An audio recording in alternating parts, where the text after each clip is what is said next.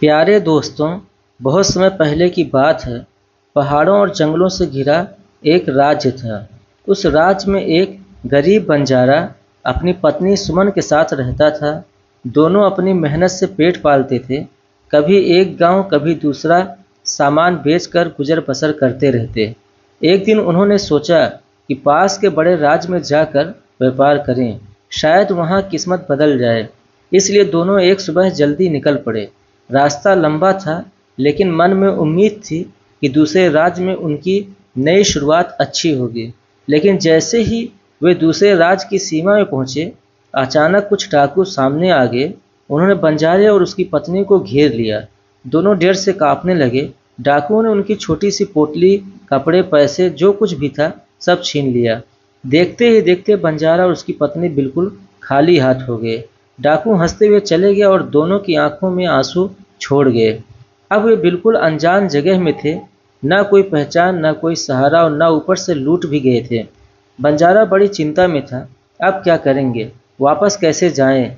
आगे कैसे बढ़ें? व्यापारी कैसे होगा? लेकिन सुमन ने उसे शांत किया। हिम्मत रखो, कोई न कोई रास्ता जरूर निकलेगा। दोनों धीरे धीरे शहर की ओर चल पड़े। चलते चलते रास्ते के किनारे उन्हें एक छोटी सी कुटिया दिखी। कुटिया के बाहर एक बुद्धिमान साधु सा दिखने वाला वृद्ध व्यक्ति अपने कुछ शिष्यों को जीवन की सीख दे रहा था। बंजारा रुका और सोचने लगा, शायद ये बुजुर्ग मेरी मदद कर दें। मुझे इनसे अपनी परेशानियां कह देनी चाहिए।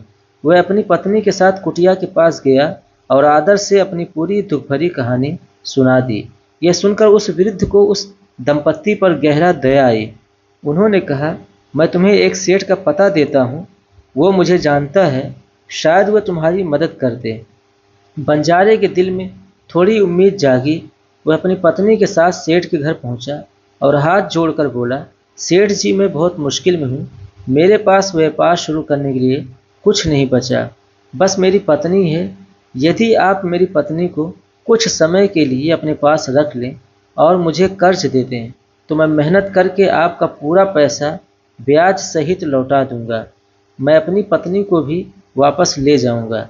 सेठ ने कुछ सोच कर कहा, ठीक है, मैं तुम्हें पैसे दे देता हूँ, लेकिन ध्यान रहे, समय पर पैसा लौटाना होगा। बंजारा मजबूर था। उसने अपनी पत्नी को सेठ के पास ही छोड़ दिया और कर्ज लेकर आगे बढ़ गया।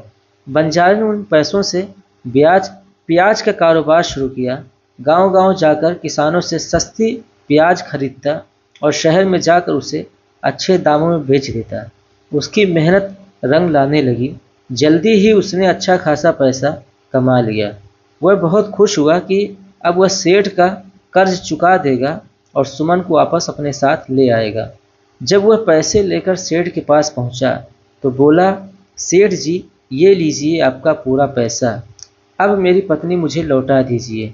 सेठ ने सिर झुकाकर धीमी आवाज में कहा, भाई, मैं कैसे बताऊं? 2 महीने पहले तुम्हारी पत्नी अचानक बीमार पड़ गई थी। मैंने इलाज करवाया, वैद्य बुलाया, लेकिन वह बच नहीं सकी। उसकी मृत्यु हो गई। यह सुनते ही बंजारे की दुनिया जैसे थम गई, लेकिन उसने खुद को संभाला और बोला, जो होना था वह हो गया। मैं तकदीर से लड़ नहीं सकता।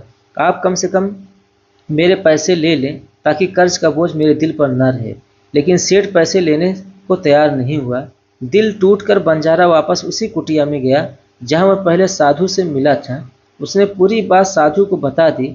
साधु ने सुनकर कहा, सेठ झूठ बोल रहा है, तुम्हारी पत्नी जिंदा है, उसने उसे कहीं छुपा रखा है। बंजारा हैरान रह गया। साधु ने कहा, तुम राजा के पास जाओ और उनसे न्याय की गुहार लगाओ। बंजारा तुरंत राजा के दरबार में पहुंचा और पूरी बात बताई।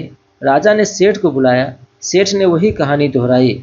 उसकी पत्नी बीमार होकर मर गई। राजा ने पूछा, गवाह हैं? सेठ बोला, हाँ महाराज, वैद्य भी है और 4 आदमी भी, जो उसे शमशान में जलाकर आए थे। राजा भी सेठ की बातों में आ गया और बंजारे से कहा, यदि पत्नी जीवित होती तो हम मदद करते, लेकिन अब कुछ नहीं हो सकता। बंजारा निराश होकर वापस साधु के पास गया। साधु बोले, तुम फिर राजा के पास जाओ और उनसे कहो कि मुझे सिर्फ 2 घंटे के लिए राजगद्दी पर बैठने दे, मैं न्याय करके दिखाऊंगा।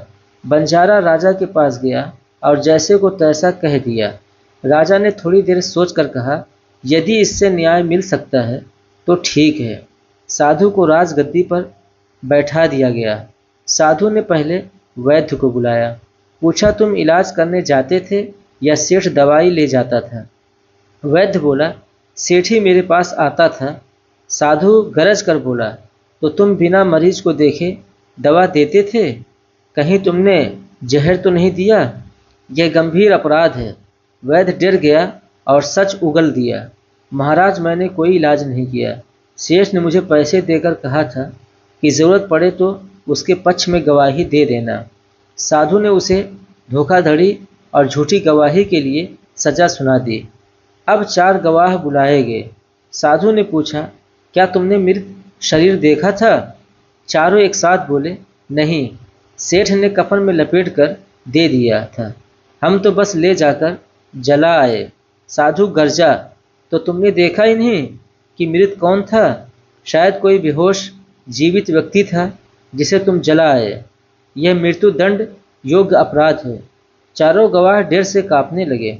साधु ने सेठ की तरफ देखा, अब बताओ, तुम कौन सी सजा चाहते हो, या अभी अपनी सच्चाई बताओ।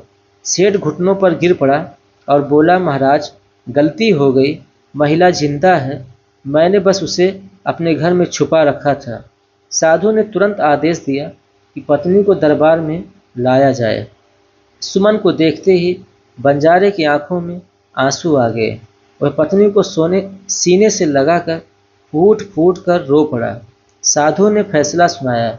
सेठ को षड्यंत्र और झूठ के लिए 6 महीने की जेल, चारों गवाहों को झूठी गवाही के लिए 100 कोड़े, वैद्य को बेईमानी के लिए सख्त सजा। राजा यह देखकर दंग रह गया। वह साधु के चरणों में गिर पड़ा। महात्मा जी, आपने सिखा दिया कि असली न्याय क्या होता है। साधु मुस्कुराए। न्याय वही है जिसमें सच सामने आए, चाहे इसके लिए कितनी भी हिम्मत क्यों न चाहिए। सच कभी छुपता नहीं, बस समय लगता है उसे जीतने में। अमीरी गरीबी नहीं, सच्चाई ही इंसान की असली ताकत है। झूठ की उम्र छोटी होती है, और सबसे बड़ी बात, जब कोई आपका हक छीन ले तो चुप मत रहो, सही जगह सही आवाज़ उठाओ। प्यारे दोस्तों, ये कहानी आप लोगों को कैसी लगी कमेंट करके बताइए, और कहानी पसंद आई हो तो वीडियो को लाइक कीजिए, और भी इसी तरह की कहानी के लिए चैनल को सब्सक्राइब ज़रूर कीजिए। मिलते हैं इसी तरह की मज़ेदार वीडियो के साथ। अपना ख्याल रखिए।